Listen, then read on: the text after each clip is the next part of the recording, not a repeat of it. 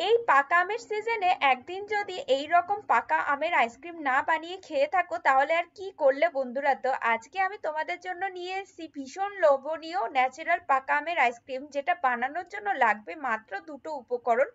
আর এই পাকা আমের সিজনে এই দুটো উপকরণ সবারই ঘরে থেকে থাকে। তো ভীষণ ইজি এই আইসক্রিমটা বানানো, যেটা খেতে হবে প্রচন্ড প্রচন্ড সুস্বাদু। Hello friends, welcome back to my channel blooming nest. আজকে আমি মৌসুমী তোমাদের কাছে নিয়ে চলে এসেছি পাকা আমের আইসক্রিমের রেসিপি। ভিডিওটা স্কিপ না করে পুরোটা দেখার অনুরোধ রইল। কিভাবে আইসক্রিমটা বানালাম পুরোটাই কিন্তু এখন তোমাদের সাথে শেয়ার করতে চলেছি। চলো ভিডিওটা দেখে নেওয়া যাক। দেখো, আমাদের প্রথমেই লাগছে আমুলের ফ্রেশ ক্রিম। যে কোনো মুদি দোকানে কিন্তু এই ফ্রেশ ক্রিমটা তোমরা অনায়াসেই পেয়ে যাবে। আর যেরকম পরিমাণে বানাতে চাও সেই রকম পরিমাণে কিন্তু ফ্রেশ ক্রিমটা নিয়ে নেবে। আর এই যে ব্লেন্ডারে আমি ব্লেন্ড করেছি, সেই ব্লেন্ডারের যে জারটা, এটা কিন্তু আমি অনেকক্ষণ আগে ফ্রিজে রেখে দিয়েছিলাম। এবার এই ফ্রেশ ক্রিমটা আমি মিক্সিতে ব্লেন্ড করে নেব।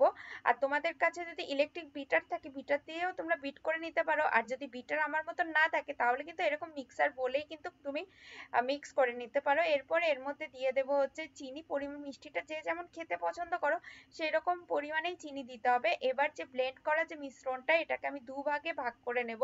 আর এটাকে ভাগ করে একটা টিফিন বক্সে হাফ পোর্শনটা রেখে দেব ফ্রিজে। আর বাকি হাফ যে পোর্শনটা আছে তার মধ্যে আমি যে বাজারে এখন মিষ্টি পাকা আম পাওয়া যায়, সেই আমের কালিকটা পাল্প করে রেখেছিলাম, সেই পাল্পটা কিন্তু এর সাথে মিশিয়ে দেব।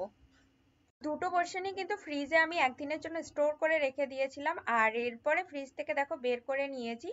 আর এই দেখো, যে যে হোয়াইট পোর্শনটা ছিল সেইটাও আমি আলাদা স্টোর করেছিলাম, আগেই বলেছিলাম। আর যে ম্যাঙ্গো দিয়ে যে পোর্শনটা ছিল সেটাও আলাদা স্টোর করেছিলাম। এবার এইটাকে আবার নিয়ে নেব আমি একটা মিক্সার কন্টেনারে। এতে কি হবে, আমার কাছে যেহেতু ব্লেন্ডার ছিল না, এতে কিন্তু ফোমিং ভাগটা আইসক্রিমের ভালো আসবে সেকেন্ড টাইম যদি এরকম ভাবে ব্লেন্ড করে নেওয়া হয়। এটাকে আবার আমি ব্লেন্ড করে নিচ্ছি। দুটো মিক্সিং জারকে কিন্তু আমি বের করে নিয়ে আলাদা আলাদা মিক্সিং বোল নিয়েছি, মিক্সার জার নিয়েছি। আর জারের মধ্যে কিন্তু আবার এটাকে ব্লেন্ড করে নিয়েছি। এবার একটা আলাদা কন্টেনার নিয়ে নিয়েছি। আর এই কন্টেনারের মধ্যে কিন্তু আমি এই দুটো পোর্শনটাকে র্যান্ডমলি মিক্সড করব।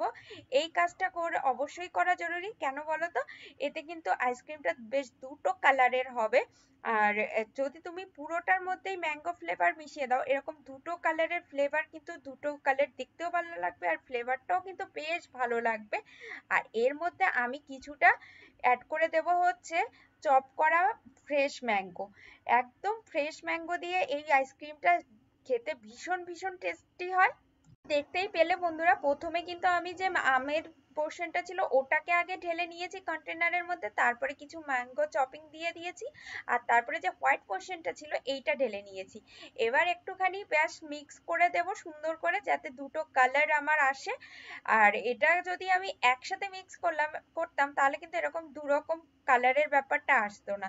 আর ভিডিও চলাকালীন আরো একটা অনুরোধ তোমাদের কাছে, যারা যারা আমাকে নতুন দেখছো তারা অবশ্যই সাবস্ক্রাইব করে বেল আইকন ক্লিক করে দিও, যাতে ভিডিও দেওয়ার সাথে সাথে নোটিফিকেশন তোমরা পেয়ে যাও। আর এরপরে এটাকে হচ্ছে ফ্রিজে রেখে দেবো একদিনের জন্য। 7-8 ঘন্টা রাখলে কিন্তু এটা সেট হয়ে যায়। চলো তোমাদেরকে একবার দেখিয়ে দিচ্ছি এটা দেখতে কেমন হয়েছে।